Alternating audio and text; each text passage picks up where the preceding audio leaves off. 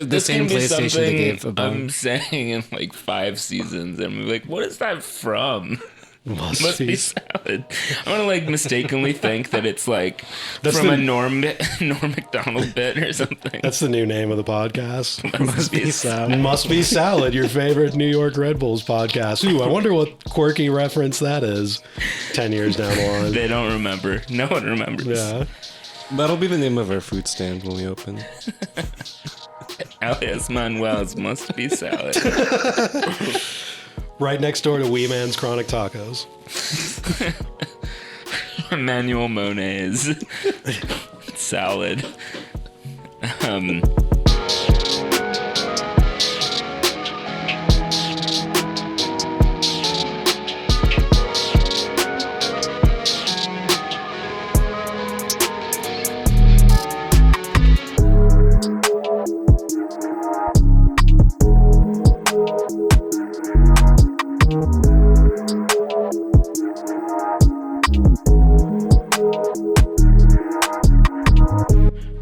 It's episode 232 of View from 202.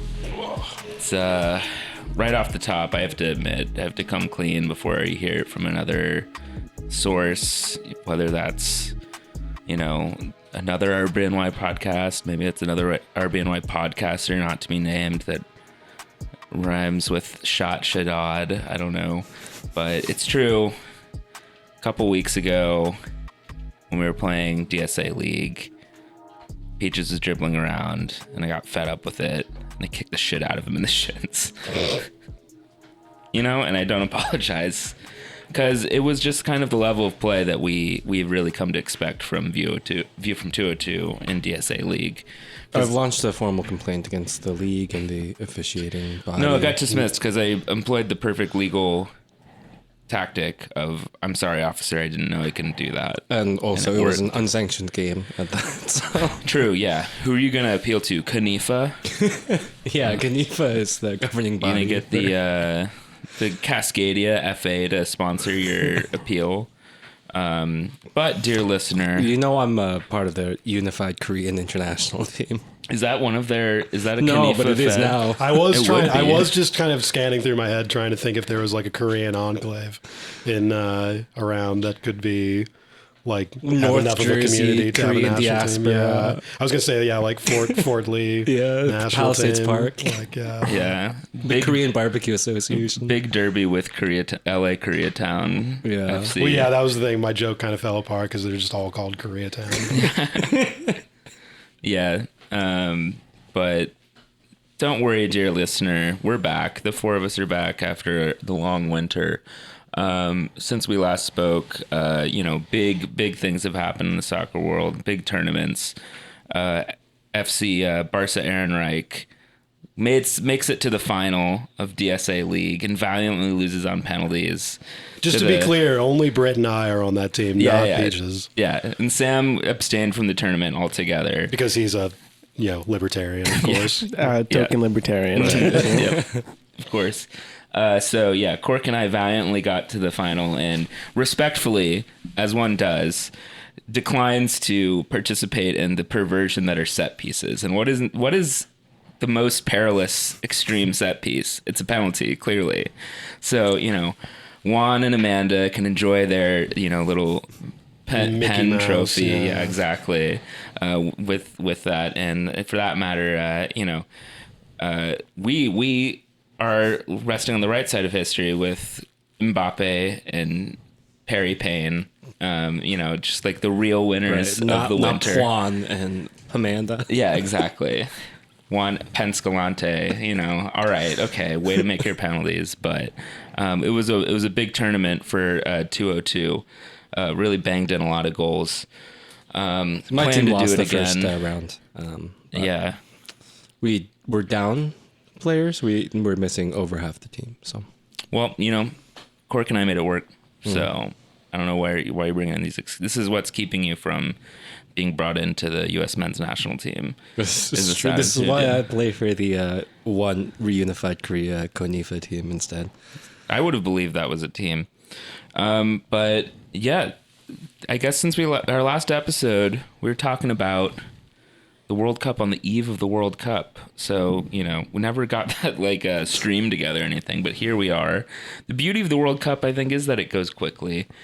And I feel like it was a fun World Cup. I don't know. I was not able to watch as much of it as I thought I would because I had just started a job, which is sort of bad timing. I feel like that's the best avenue for most people to watch a World Cup. Right. Is to be employed during a World Cup. I feel like when you're new, though, at a job, you kind of like, you're putting on your best. On point. I was kind of just walking around, too. I was like away from my desk. Yeah, because that's kind of the mode that I was in last World Cup. I missed most of 2018 because I was kind of new at a job and still trying to be a Boy Scout and all that. Mm-hmm. And now I'm just full on email scum. And was home most of the World Cup and caught most of it. So. I played a blinder and I took the second week off, which was the group stages and the first round of knockouts. And it was nice. Great decision. That was smart. I'm 6 years in, so I was just sending out Google Calendar invites like from my company to like watch the games. Nice. To people. Literally sanctioning it in the office. Yeah. I do... I feel like this World Cup, I have to say, really feels like the benchmark for me where it's just full normie acceptance. Like, it wasn't even like, I think last World Cup, the U.S. wasn't in it, but it was like pretty normal to be like, oh, hey, the World Cup is on, but it was still like, I think isn't sort of soccer, a thing. What are the rules? Yeah, isn't it fun? And this time it was like, oh, hell yeah. Just throw the game on. Right. And then contrary to like the dominant, tone and sort of discourse online around the men's team from the most hyperactive users, I felt like out in the real world, this World Cup was the most like normal and level-headed one amongst the general populace of everyone being like, all right, let's go. All right, boys, you tried your best. I think it definitely suffered from not having that kind of summer energy to kind of piggyback a little more on our personal kind of like how much we were able to watch stories, because I think that impacts it too, especially for people who are employed, that just during the summer everything's a little bit looser, and that's true. And that's part of kind of the culture of watching it, at least in the U.S. The weather. I think some of it though, like people on like during like holidays, even like Thanksgiving, that was Christmas, that was definitely a different part of it. Yeah, it was a different kind of dynamic. I knew people who wouldn't have otherwise watched who were like, oh, Definitely. like this is kind of nice that it's this convenient for me. I'm not even working or doing anything. Like the U.S. like the men's national team. They played one of their games like the day after Thanksgiving. It was like Black Friday. Like that was like worked out perfectly for them, even though like you would think that was something that was like finagled by the U.S. But right. You're right that the holidays and I guess it's just the opposite kind of dead season then, like for offices. There's a different energy over the summer. I do feel like it just is a lot more lively. Like going to games that open. Well, and the fact that every gardens, single I mean. There's the fact that it was in Qatar just at large, that, all the different issues with that. But one of them, one of the more, frivolous ones being that like all the games were at night, which kind of like killed a little bit of the energy. Like you're used to that for the knockouts in the World Cup, but at least for group stage, you're used to it. Like, I mean, especially being in summer, being like, the most, beautiful, like sun-splashed soccer that happens, and this time it all being at night and like being in some of these like poorly attended stadiums sometimes took a little bit of the energy off, but just purely within the white lines, it was a really fun one. Yeah, but like the weather thing too, like we didn't have like the stories we had where we're just like gripping around outside somewhere, just because it was a little too cold to like do that kind of stuff. We found out the hard way one weekend too when we were trying to pop in and watch a game after playing Sunday League, or I guess Saturday League in this case, that it fully overlapped with like college football Saturday. And I'm never in Manhattan at that time usually. It was like a traumatizing experience for me. And it was the same day that the US played. So I think people were like hours into just committing to it. And I was like, oh man, were you like this is Lower East Side, East Village, like Greenwich Village. Oh, God. Okay. Yeah, we ended up just walking over to like somewhere on Bleecker, just because we just had to walk surprisingly far to find somewhere that wasn't packed, and that was a big reminder of what people weekends are like in Manhattan, I guess. Do. Yeah. Careful how you talk about my hometown like that. Yeah, sorry. I don't mean to disrespect all of the beautiful Sunbelt people in Manhattan. Their storied traditions of watching the Pac-10, Pac-12 on Bleecker Street. But I think also, to your point about like the stadiums, I think they get the sound mix better a little bit through the tournament, but especially early on. There's a real sense of like, who the hell is even at these games? Right. Like how many people really get, I will say there was some, I'm used to it through years of like seeing footage from like Arab leagues where guys are literally in like, the religious garb or whatever. And there were some games where that was the majority of what you saw in the stands. But I was surprised how many people did travel. I guess it was, wishful thinking to think everybody, obviously Twitter's not real life. It was wishful thinking to imagine that everybody was woke about, Qatar not being a real cool place to go to. But a lot of people did go out. And that, I guess, that was something I maybe was a little bit worried about or just not expecting for this World Cup. But it's like, what are you even gonna do when you're there? Well, from at least like the Americans and some of the other like people who I saw on social media who were there, like wasn't much. Like, yeah. I guess it was kind of a fun thing if you were there that, since it was all in one fucking city, the whole entire country is one city. Yeah. You could go to like every single game in a day, just scooting around. But they should really have like a San Marino World Cup. Yeah. 1 year. Or like a Vatican City can probably fit one venue in it. I just saw Derek Ray on Twitter when I was coming over here saying that they should hold the anniversary one in Uruguay. Oh, yeah. I feel like that's basically one city. Right. If even, they'll have to modernize their stadiums to be, post. It would be sick if they just played in like the 12,000 seat Danubio grounds or whatever. Yeah. But maybe they just build a bunch of white elephant stadiums in Uruguay. Who knows? Yeah. Maybe China will pay for it. Yeah, hopefully. But I against, as much as I don't want to admit it, by the end I was like, all right, looks like a lot of Argentines did travel, and like that seems like loud. But until that point, they would be like, oh, the stadium's going nuts, and I was just like, I don't believe you. Yeah, it doesn't sound particularly loud. Like, this is just sort of a group stage match between someone, and I guess it slowly got better. Maybe it's just the production of the World Cup slowly getting better, but I think that's always an aspect of World Cups. It did help that I think now we've had 2 World Cups where the play in between the lines is pretty good. And I think, as we called, and anyone with a pair of eyes would have called, the U.S. had a pretty normal run, pretty normal tournament, got through the group, drew against the group winner, and then faced up against a team in the Netherlands that was clearly a cut above. And I was pleasantly surprised, I think, just, as I was saying, amongst even soccer hardcore, or not hardcores, but like people who watch soccer, and then just sort of people tuning in on just for the World Cup, people seem to be like, yeah, you know what? They tried their best. We have a young team. The Netherlands is a decent team, and that's just how it goes for the vast majority of teams. And there was a little bit of, I don't know if schadenfreude is the right word, but I was amused, though, for like all the people who were like freaking out with the spreadsheets for like years and everything. It's like, then the World Cup, World Cup is over in like 2 weeks. Yeah. It's like, well, hope you enjoyed it. Especially once the knockout stages start happening and there's only a game like once every 3 days. Yeah. It starts to lose the momentum. And then by the time you're like, oh, this is starting to get kind of boring, it's over. Yeah. So. Or it's like, especially if it's like, oh man, USMNT is so important to me. It's it's my driving interest in the game. And they play 4 games. Yeah. And you're like, oh, all right. Yeah. I wonder if that was a good use of your attention. Right.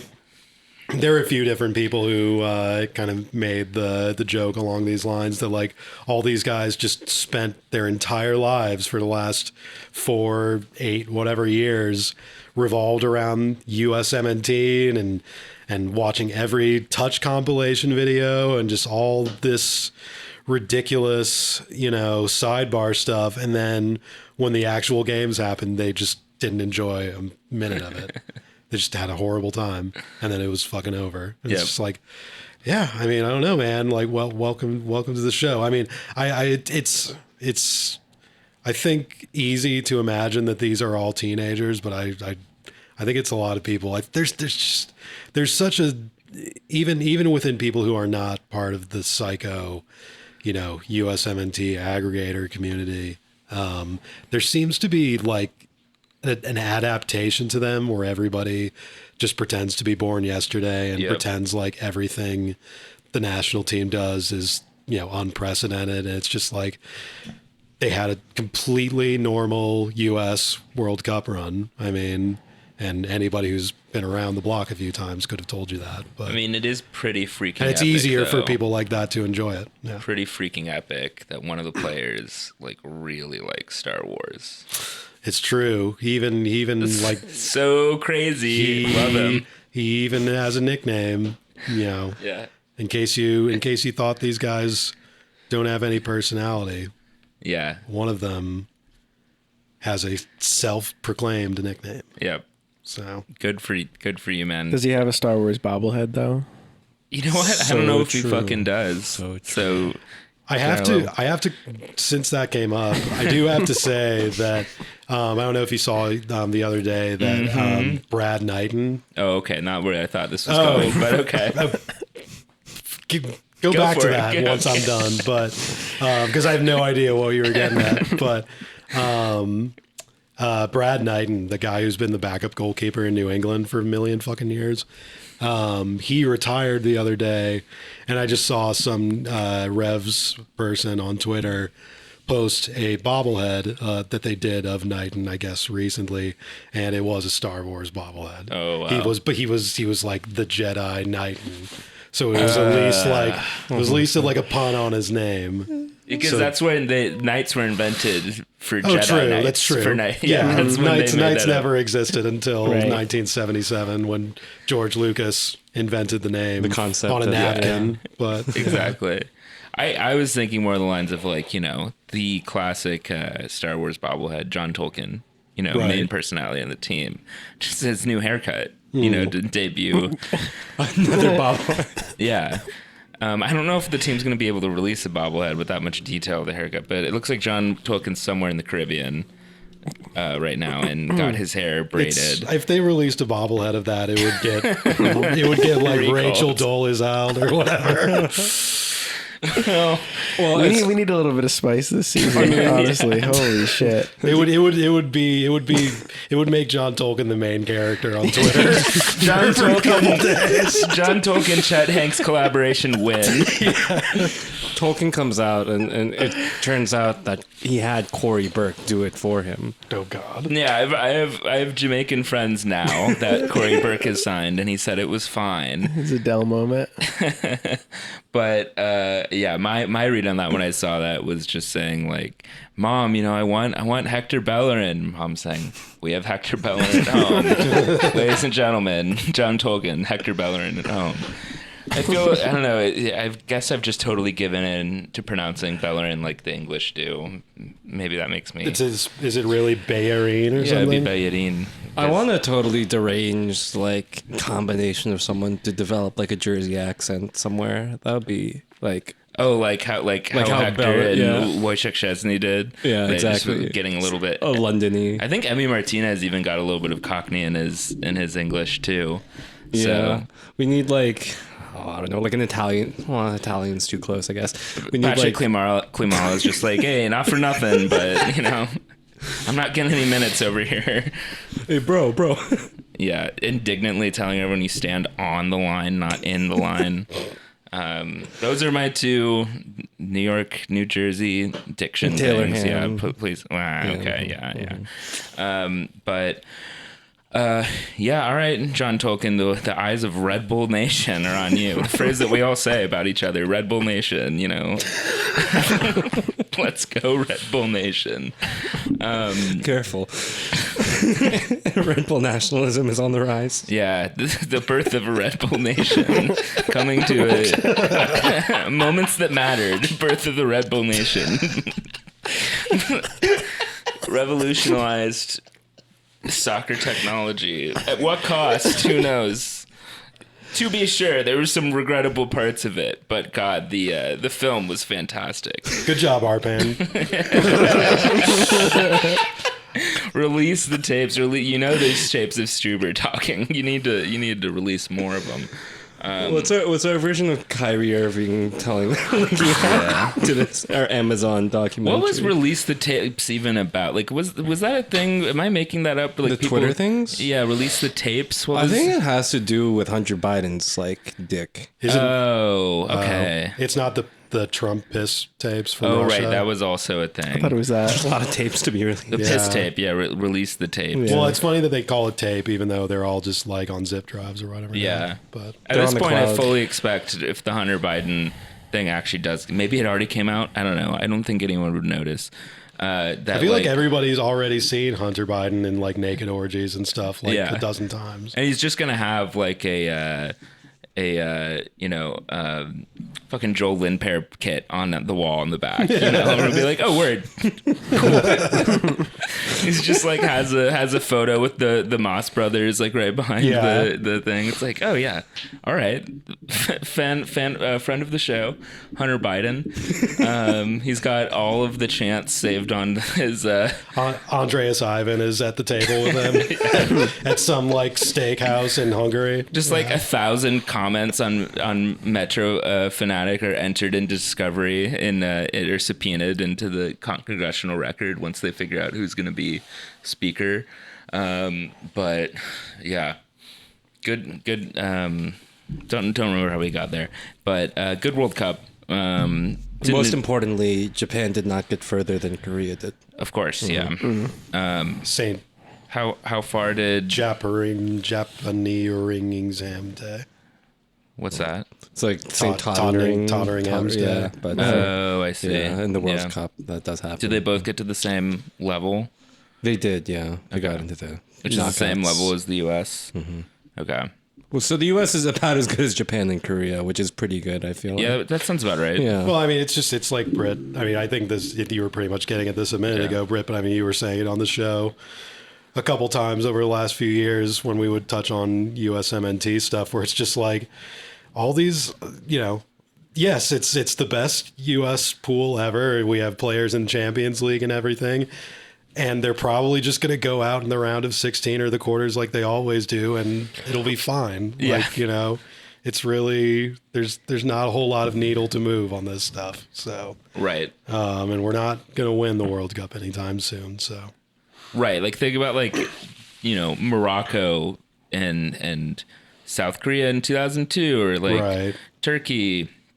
Those are like the big momentous runs where like they still just get to the semis most of the time, right? Like, and it's team of destiny type stuff that you can't really plan, or like Morocco in 2022. I mean, Morocco is like, I guess there is planning and like good work that goes into it, but like not from like maintaining a little Google sheet for like as a fan for like 6 months. Not because they picked, Shaq Moore instead of Joe Scally or whatever the fucking debates I did were. get recommended a video on YouTube, which I thought was just like, I did think of this when you said this, but it was like how Morocco is going to change tactics forever. And it's like, come on, there's going to be a team. They didn't really reinvent the wheel. Yeah, like there's a team like that. They're not the first team to just sit back and then use. And then counterattack quickly with their, but. Damn, that's crazy. I mean, that was fun. I don't know. And then there was the weird.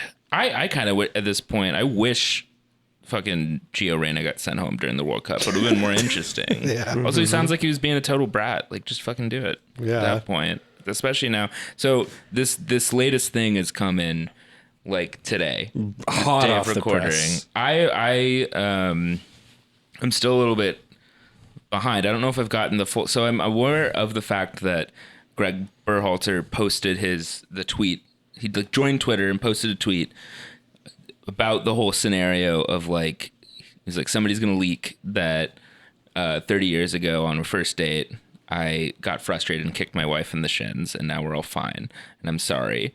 And then today, I guess, has been the whole thing where like everyone has exposed who leaked it. Is that what happened? Yes. Yep. And it was Claudio Reyna. Yeah. Reported by a bunch of other people. Like there had already been a lot of speculation that it was Reyna last night, Okay. and then But Reyna's wife had made a statement. Reyna's wife. Well, made no, a it was statement? ESPN. Jeff Carlisle came out with the official story in the middle of the day today, and then after that, the Reynas gave made their own statements. Gave comment to the Athletic, yeah, where they were pretty surprisingly unrepentant. Oh yeah. Because it's like, what was? So is it apparent what their plan was for leaking this? So apparently, I might be slightly off on some of these details. Forgive me, but what I think the timeline is that Berhalter told Gio Reyna before the World Cup that he wasn't going to play much. He wasn't going to be a starter, and Reyna starts being a brat in training, and eventually gets tribunaled by the rest of the squad, and they barely end up not sending him home. But anyway, while that's all happening, Claudio Reyna, his dad, obviously, is texting his other ex-national team buddies who are now in the Federation brass, saying, "Hey," basically saying like, "Hey, Greg, better watch out, or I'll talk about this stuff that happened 30 years ago."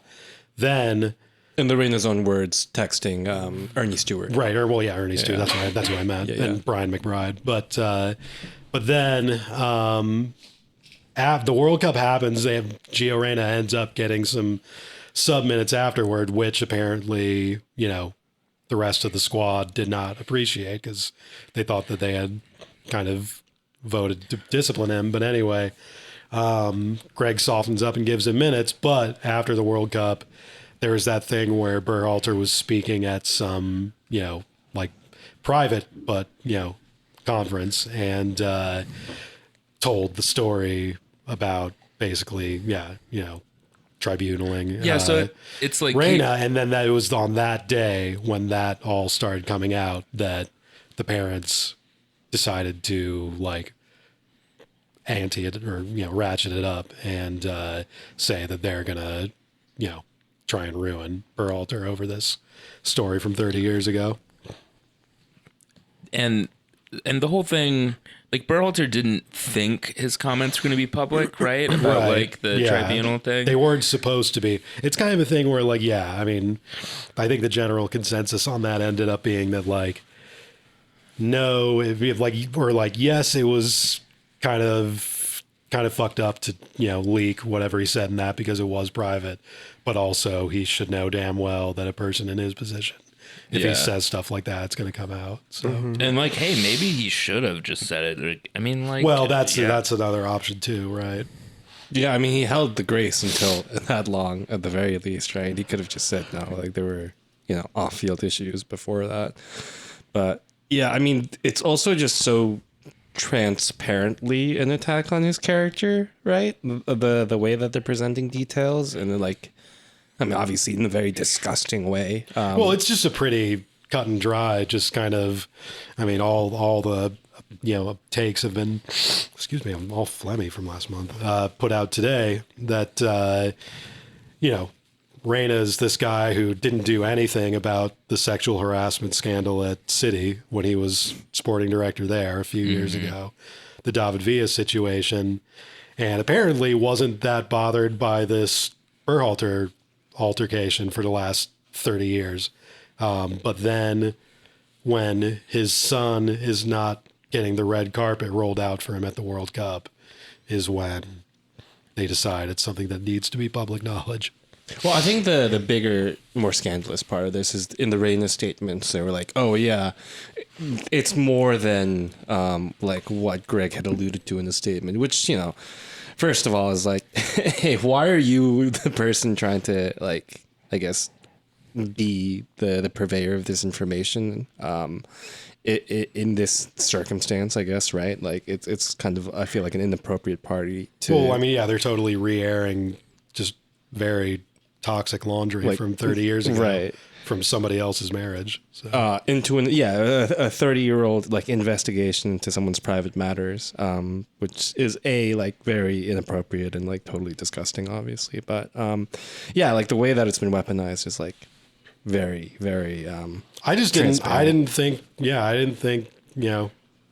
Claudio Reyna, or I mean, I don't really think about Gio Reyna at all, thankfully, for most of my life up until now. But I never thought that Claudio Reyna seemed like he had a dick like this or anything. Yeah, I didn't. He had the dog in him. There's a certain type of dog that this has big Artie Bucco energy. Yeah, he needed someone to be like, Artie, it's not worth it. Yeah, all of a sudden he decides to play hardball.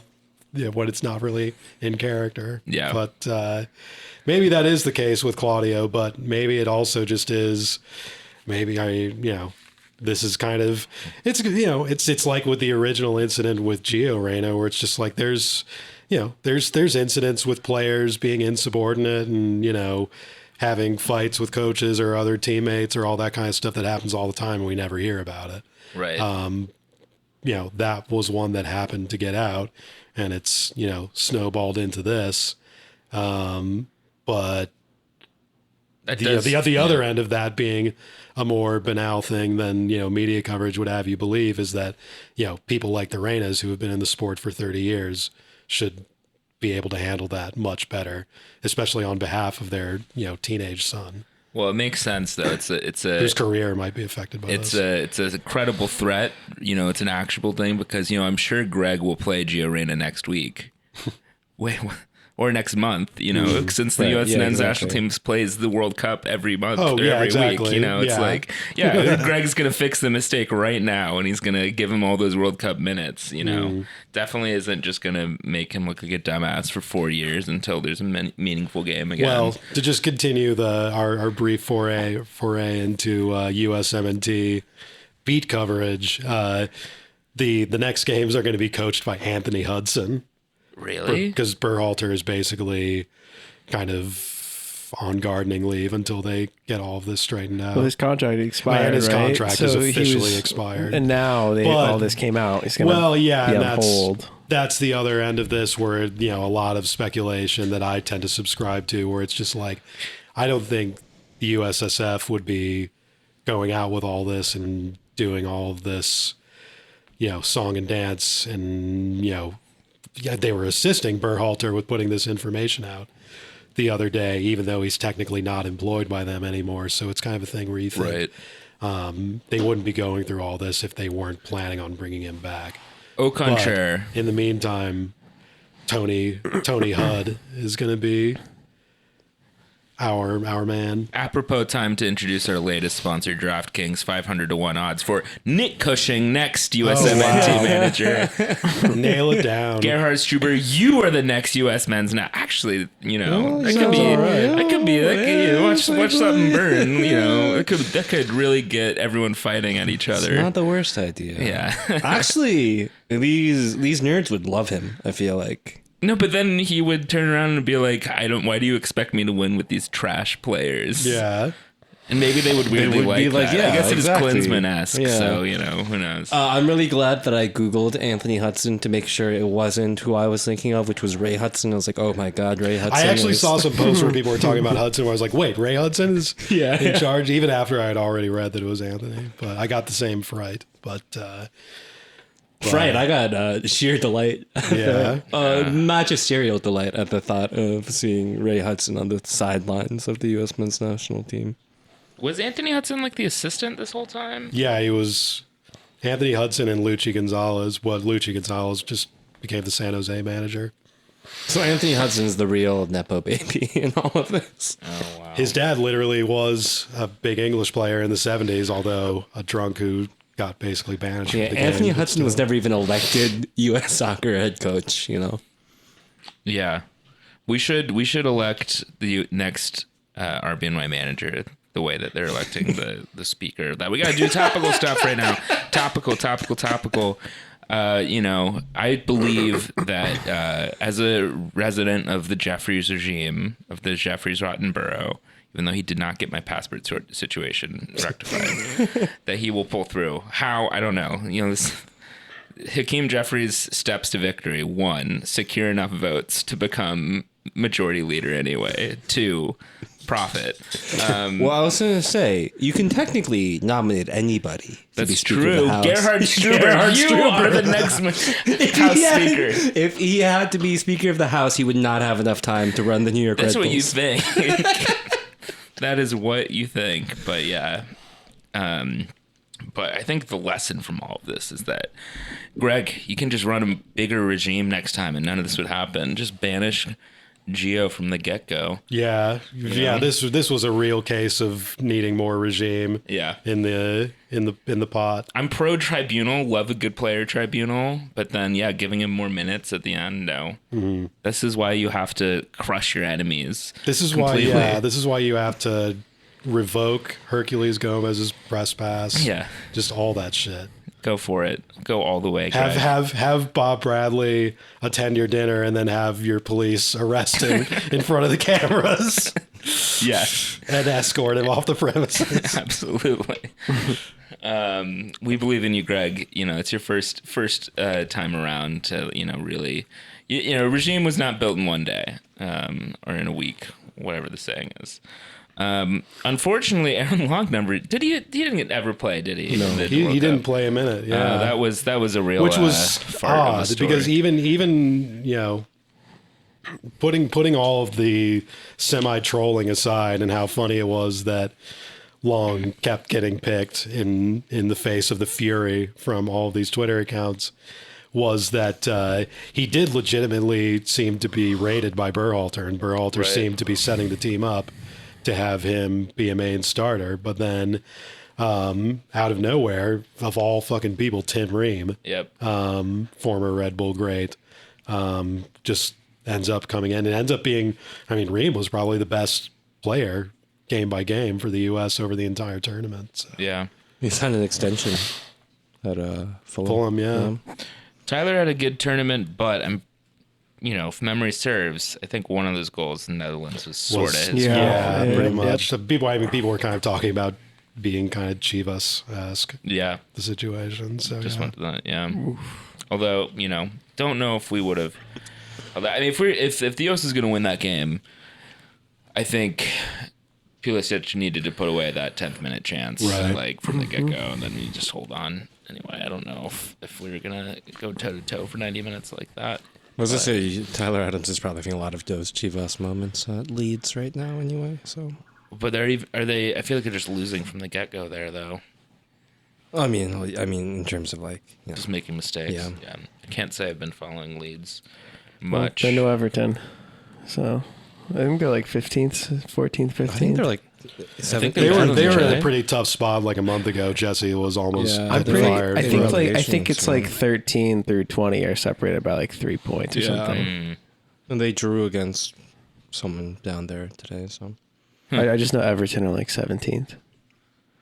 I think Chelsea are 9th or 8th or something. Yeah. Well, we don't have to talk about it. Hope you enjoyed it. That was all of your international soccer content for the next 4 fucking years. That's right. So hoard it up, put it in a little pile, preserve it, pickle it so it doesn't go bad. Invest it in some crypto, because that's a sound investment at this time.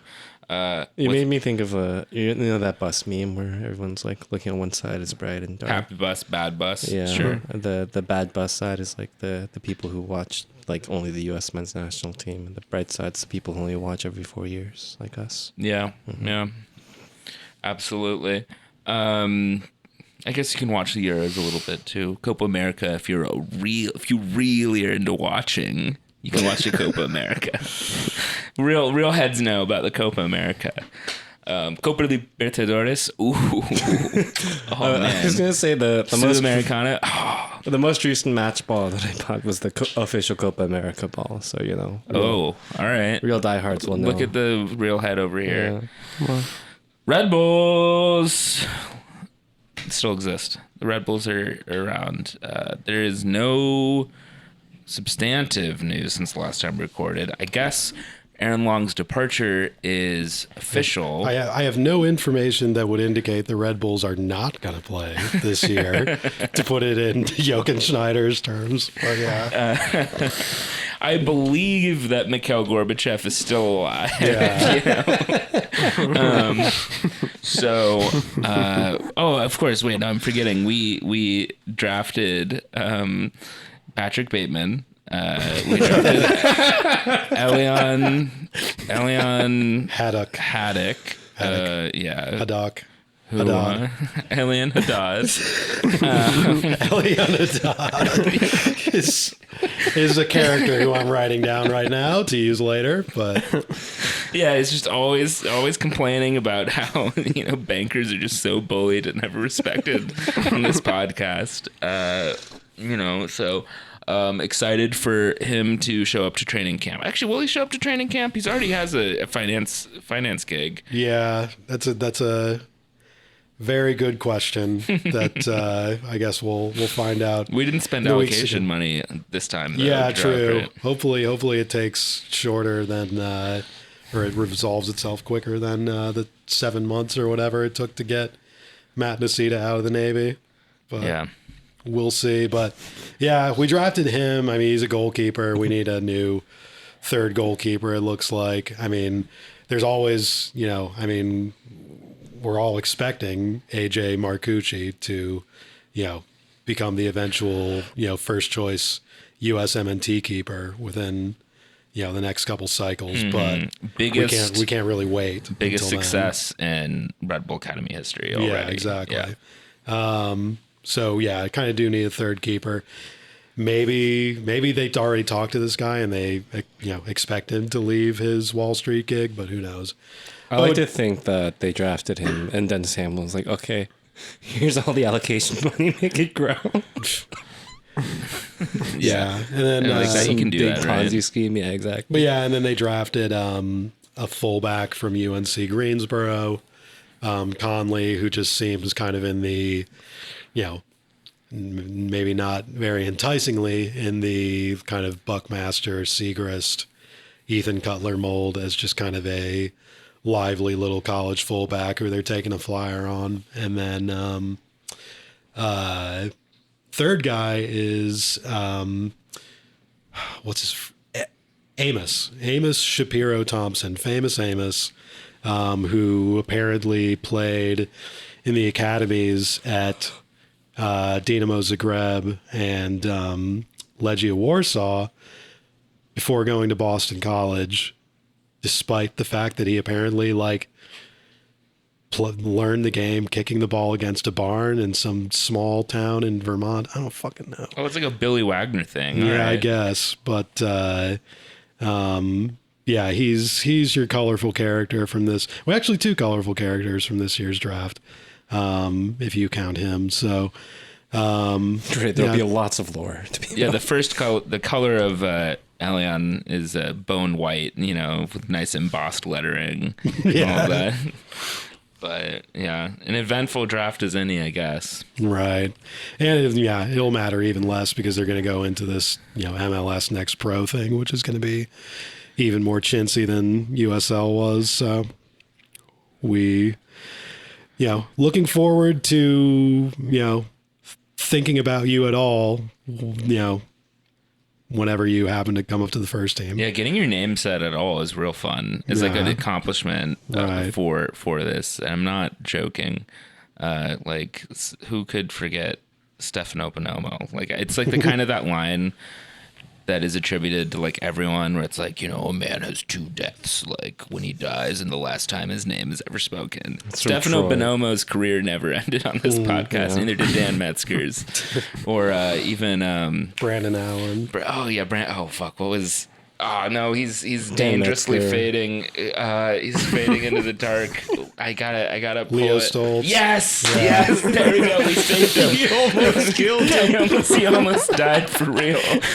God, Leo Stoltz. Thank God he's still with us. Yeah, you know who's totally dead is that like Georgian guy who was the first RBNY homegrown signing in like 2008. I don't even think he has like a Wikipedia page. He's just It's off the map. Who's the RB2 guy who had like a stroke or something? Oh, I don't know. Playwa, Conrad Playwa. Well, that's less fun. Yeah. That's medical, but all right. Well, the Red Bulls, I guess, have still, well, they still haven't signed Elias Manuel, but when was this? I was made aware of a delightful account of Elias Manuel's time arriving to Harrison, which I think also really seems to be a lens on, goings on at the club. So can you remind me, where was this account published? Was his agent who's talking about him? Well, no, this was, it was actually an interview by Gustavo Guimaraes in Territorio MLS. I missed this entirely. With Elias just kind of talking about his loan stint at the end of last season. But the most interesting part that you're kind of referring to was an answer that he gave about his, initial arrival, where the more kind of palace intrigue inside baseball part of it is that he came up apparently with the sporting director of Bragantino, who flew up to New York to supposedly handle business he had to handle with, presumably Jochen Schneider. But that once that sporting director left town and went back to Brazil, Elias was just in the hotel by himself, not knowing a word of English except salad. And apparently literally did not eat meat or eat anything besides salad for a couple weeks until his girlfriend, I guess, flew up. I think the line was, I was looking down at the menu and didn't understand a word except for salad, and I thought, must be salad. Which, as I think we already said, is the new name of the show. It's never too late for a pivot, or maybe we can start It Must Be Salad podcast and 202, then have some sort of feud, and then merge together to be the Must Be Salad 202 podcast. I think that would be a smart move for us. But he's still, I guess he's in New Jersey, but not confirmed to sign with us, right? It's been, Didn't he confirm it on his end? More or less. I mean, basically in this interview, he says that he's training and ready to come back, and it's all lined up. But for whatever reason, you can take your guess, take your pick of why. You never know with MLS and Red Bulls, but just haven't gotten enough paperwork over the line to officially announce it. So we'll see how it goes. I'll be pretty mad if by the end of the season we don't have an Elias Manuel Midtown chopped salad joint tier list, where's chopped, where's sweet green, No, he really shouldn't lean into it and make it his thing. Yeah, just be the salad guy. Yeah. There should be a stand that I don't know, at the field next to Brizas, next to the Harrison Hot Dog Company. Elias Manuel's chopped must be salad. Must be salad. We're corner. We're gonna do the Shepherd Ferry poster of just Elias and the caption is must be salad. But it eventually gets reinterpreted as a command that one must be salad. Yeah. How I could eat. It's This has legs. I can feel it. It's the best little tidbit we've had in a while. I mean, it's improving Elias's stock for sure. I think it's just going to become a shorthand for my attitude on the club in general. Just must be salad. If it looks like salad, if it sounds like salad, it must be quacks like a salad. Yeah. This is going to be most of the 2023 season, folks. This is it. I hope you're ready.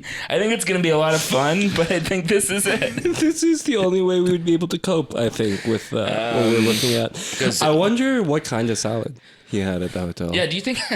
presumably, he made taco bowl. He made it sound like there are several salads available. That he, I hope he at least rotated through. I think one day he's well, let me try this tuna salad, and it turns out it's like kind of protein. Must be tuna, or like, God forbid, he's just like an iceberg salad, like a side salad this whole time. Oh man. But hey, in this vein, exciting news for being confused and a little bit lost is Kyle Duncan. Tom Bogert reports we're closing in on bringing back Kyle Duncan, which you may remember makes sense because we brought back Kyle Duncan to start over the player that we acquired specifically in the offseason. And then we once again benched Kyle Duncan for a center back to play right back instead. So obviously we're going to go and acquire Kyle Duncan again after letting him go on a free 2 years ago. So that is 40 chess. Why acquire a player when you can just simply loan him? It's kind of like, don't even like rent to own, just like, because if you own him, then you're liable then you like got to deal with that. Then you got to make repairs. If you're just loaning, if you're just leasing, then you don't have to worry about any of that. And then you buy it.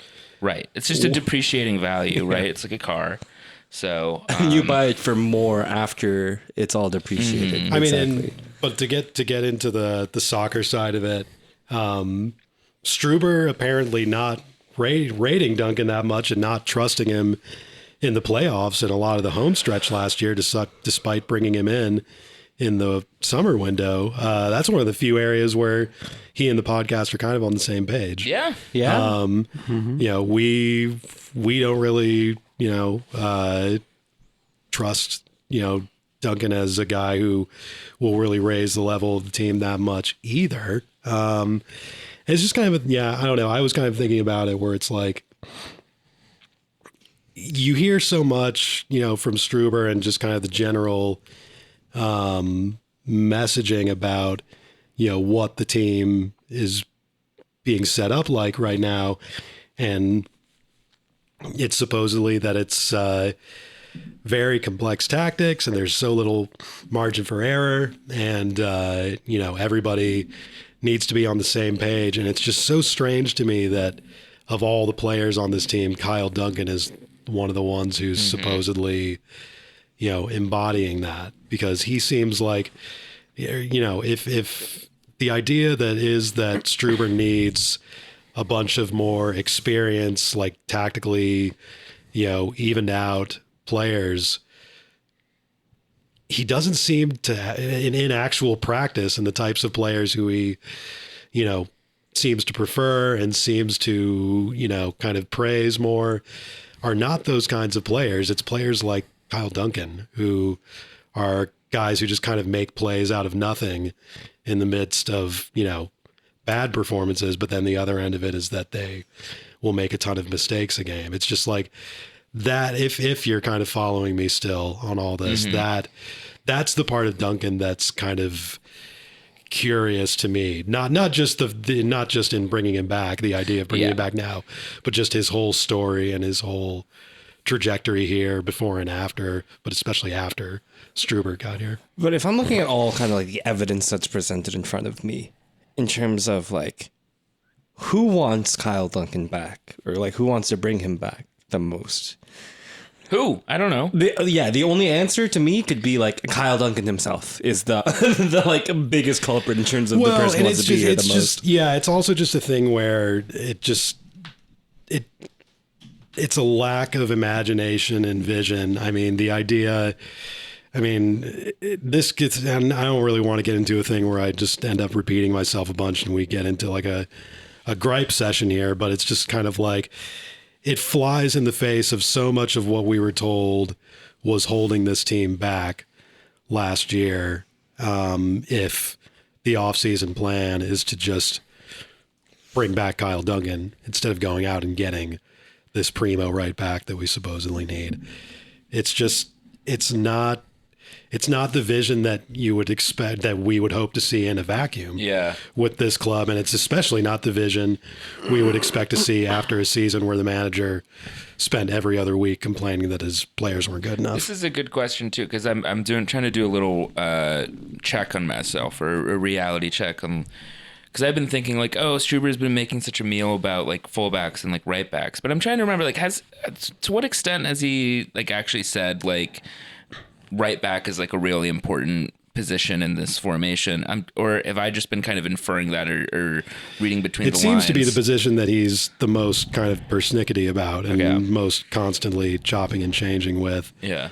And maybe it's also a factor too of the general kind of trend last year or dynamic where Dylan Nealis, who was basically the incumbent at that position before Duncan was brought back, being kind of the scapegoat or just the weak link in the team. And that sort of led into, we need better personnel at right back, becoming kind of a like rallying cry. But right. Go ahead. I guess it is solid. There, I guess evidence feels a little bit too intense, but like the fact that lots of players, as you're saying, like seem to have some leeway on the pitch for like how they can play, but like Dylan Nealis and even sometimes Kyle Duncan, a lot of times Kyle Duncan don't. It's like CCJ can kind of wander in and out of games, because like when you were describing Kyle Duncan, I was kind of thinking you could say that about CCJ too. Totally. Like he just goes out and like it's the same. That's the exact kind of player I was talking about. Where it's like he's a perfect example where Struber doesn't seem to actually like the more sort of refined, restrained players. He likes just the guys who go out there and try shit, but then on the other end will screw things up sometimes. Which just maybe it's. Or I don't know. I just think it flies in the face of so much of his actual rhetoric about what he's supposedly setting up. Which, if we're also saying that word to be true, I feel like Drew Yearwood, obviously, like oddly enough. Oh, Drew Yearwood's one of those players, but somehow doesn't end up in the is oddly mix. enough like one of those players who has a skill set to be that better than a lot of others. But whatever.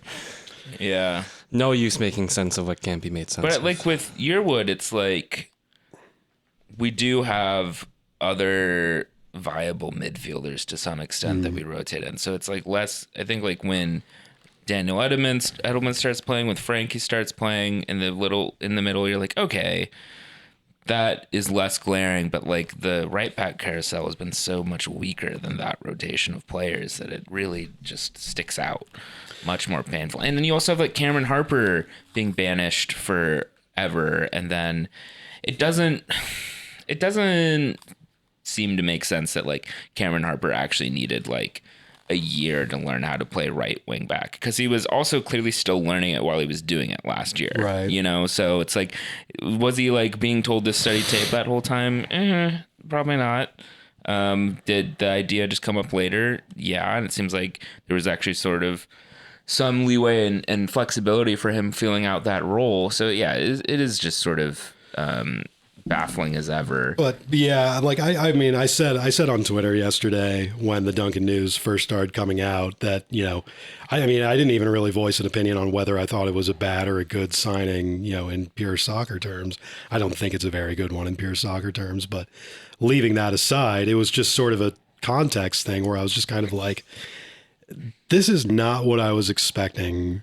Yeah. Based on how last season ended. This was not what I was expecting from this offseason, or Kyle Duncan being brought back is not the type of move that I expected to see based on the rhetoric at the end of the year. But that being said, I'm still hesitant to render a verdict about, this entire offseason because, it's just, I was kind of on the same tip last year, last offseason, where it's just like, there's still a couple months to go. And January is sort of the, most topsy-turvy transfer period, and you never know what could happen. But that being said, also, at this same time last year, the team had already brought in Lewis Morgan, already brought in Dylan Nealis, whether you rate him or not. This year, when supposedly we're going to be more hyperactive and actually get into gear and, replenish this squad that's supposedly so deficient, all we've seen so far is just Corey Burke on a free, and then, Elias and Duncan being brought back. Right. And I don't know. There's like I said, there's still plenty of time to do more, and I think they are going to do more. But just just like everything from the last year or so, just doesn't add up compared to the way things are framed when push comes to shove during the season with results and it'll be kind of interesting to see how Struber sounds when he's finally allowed to get in front of a mic, or can't be prevented from getting in front of a mic, I guess I will say.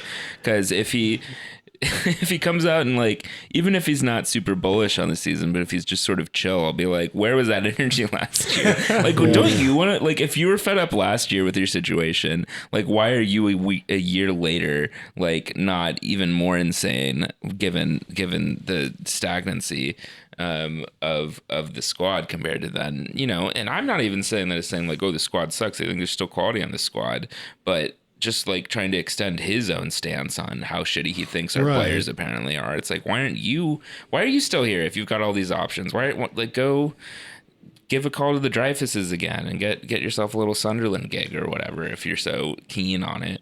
And it's not even like the same kind of hostile relationship that San Jose had with, Well, that's what we'll see. Once, Struber puts his best face forward, once he's back, which training camp starts in a couple days. But, it's, and I guess that's kind of the gist of our transfer conversation so far, is that not too much has changed from how things ended last year, and things ended last year on, pretty bad vibes. So, what if Struber pulled the Kaku? We shall see. What? What if Struber pulled the Kaku? Just didn't show up. I did not think you said pull the Kaku.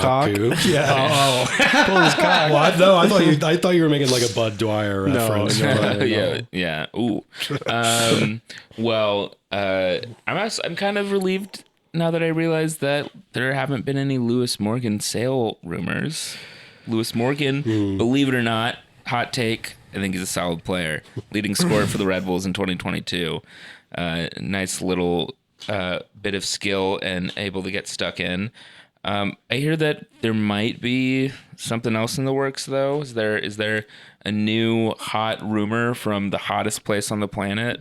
Yes, Belgium. Supposedly out of the great heartland state of Belgium, we are supposedly looking at technically a national team winger. He has one cap. Love it. For Belgium, Dante Van Zier, who, is the kind of guy who... A senior cap?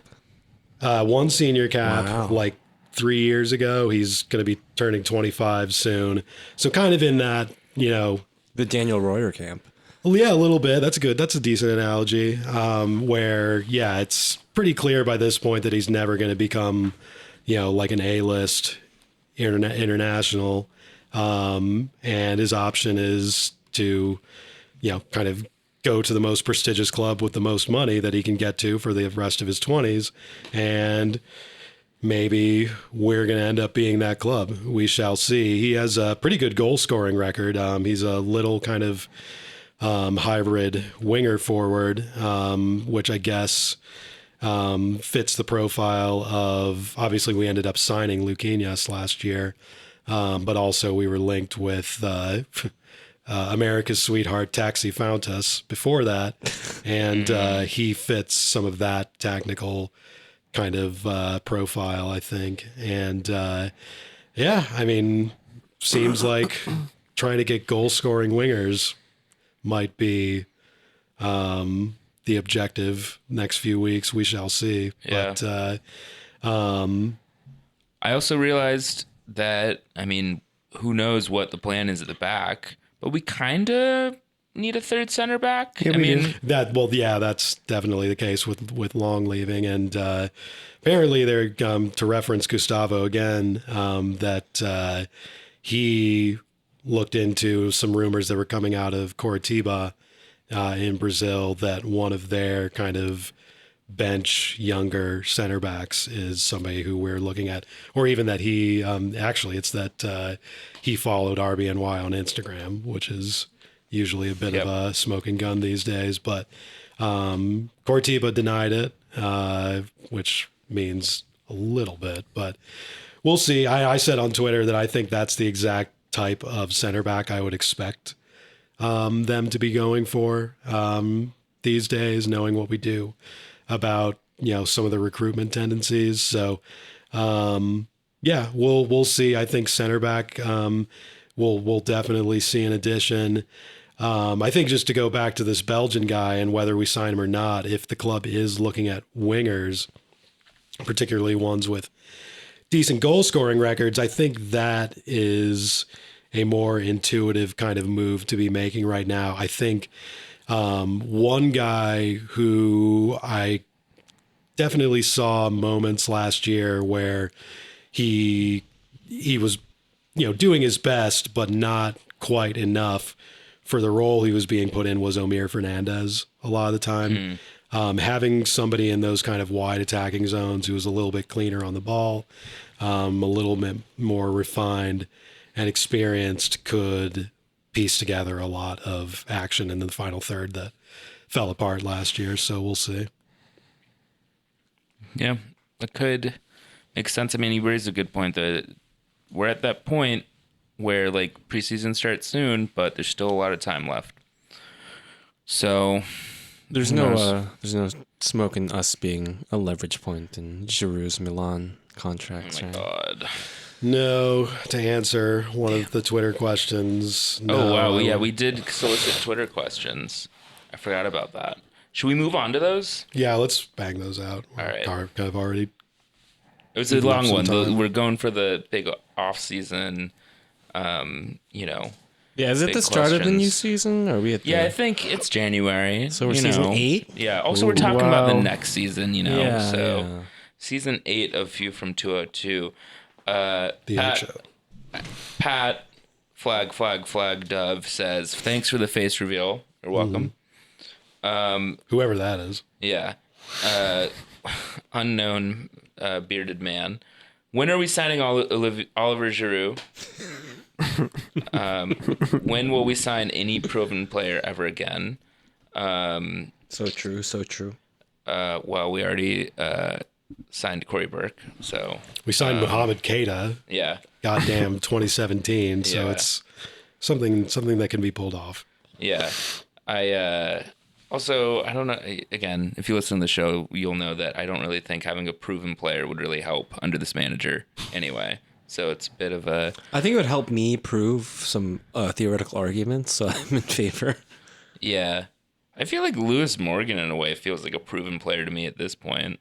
But yeah, I mean that's funny too, because I saw some thread on Reddit the other day where somebody was like doing a thing where it was like, when was the date of the first RBNY transfer of every winter window for the last 10 years or whatever? And for last year, he said, "Oh, we didn't sign Luquinhas until February." It's like, did Lewis Morgan just not exist? Like that was going on even during the discourse about the transfer window last year. Where it was just like people were just pretending like signing Lewis Morgan for $1 million was just nothing, and he literally ended up being the leading scorer. So that's one of the many reasons that I just kind of tune out a lot of that kind of RBNY transfer discourse attempt. On the opposite side of the spectrum, we have Upstate Trash asking, what's an obscure player you'd like us to sign for either the vibes or might actually be a decent fit?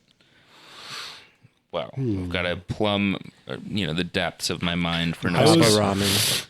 I was surprised to see that Charlotte re-signed just yesterday Harrison Affle, who has always been one of my kind of like players I've admired around the league. He's old, isn't he?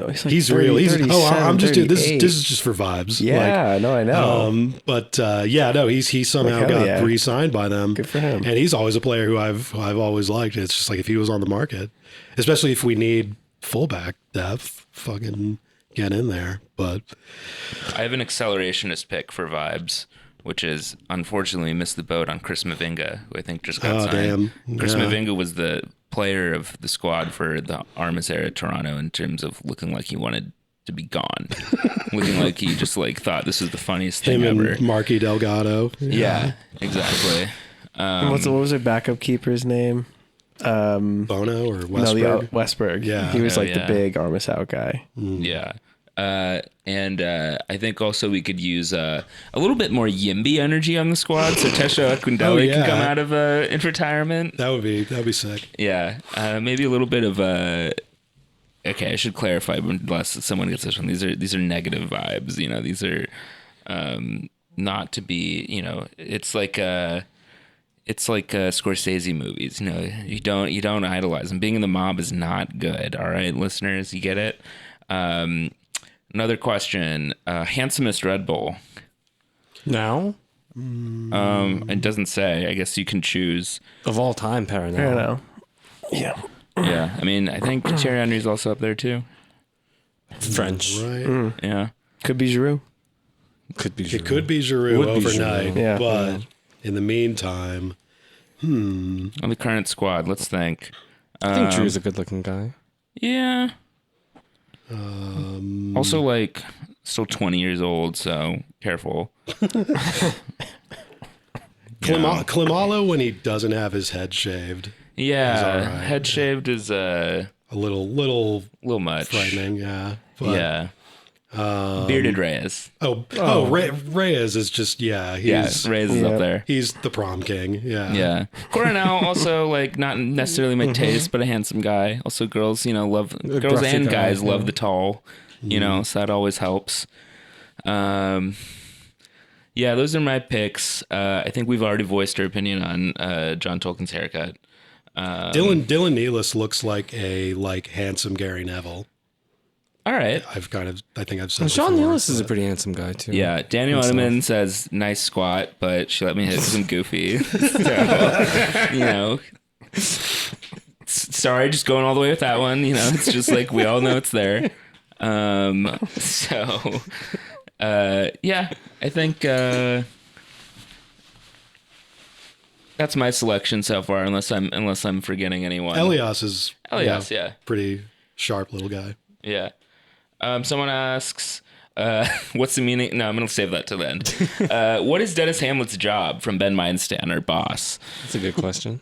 I don't know if we have time to get into that. I think that might be an enduring question for the season. It's unclear exactly, because I think Dennis has been the quotes on all the press releases so far. Well, you see Not Ben Schneider. Meinstan, under the forces of capitalism, in order to create Surplus value. Right, yeah. We Yeah. have to, Okay. you got where I was going. Thank you. Yeah. Dennis Hamlin is part of the PMC, is what he is. Yeah, exactly. But Take it from us, FC Barca Aaron Reich. You are not qualified to discuss this. the bloated middle management of the West is embodied by Dennis Hamlet. Yeah, you can see it's percolated into Greg's soft tendencies to not completely, bring the hammer down. Windsurfing with Sting and Montserrat of Steve Jolly shout out fame, or is it Harmon? Taylor Twellman shout out. Taylor Twellman shout out fame. The first Taylor Twellman. Here's my question: why? I mean, seriously, why? Why should I be excited? Why should I care about the season? I'm coming up with blanks here. I think we're late into the episode for this. And I think we did. Might want to save this until the games are closer. We're like 6 seasons too late into the So show. thank you for your comment. Windsurfing with Sting and Montserrat. I think we're gonna pin that. And I think the final question of the night is, what's the meaning of life? Who asked that? That was at Marvelous Milner. To which I have to James say, Milner asked us what the question of life was. must be salad. That is the meaning of. You just answered the question right there. Yeah. Must be salad. So it looks. And with that, I think we can leave it there. We can avoid the whole gripe session until we have more to gripe about. Sorry to disappoint. If you're listening, send us your favorite salad. recipe. Yeah. Go for it. It's useful. Get ready for many months of this. This is our new content direction. Yeah. Sharing recipes. What if we just eat a new salad every week? That could be good. happen. That's nice and Could crunchy. happen. Get some good ASMR going. Get some fiber, Yeah, absolutely. Bring us your salads. Can we get Manuel to review them as well? Ooh, new OAM feature. Oh, yeah. Busting off the Portuguese Duolingo. All right. Well, till then. It's Alex!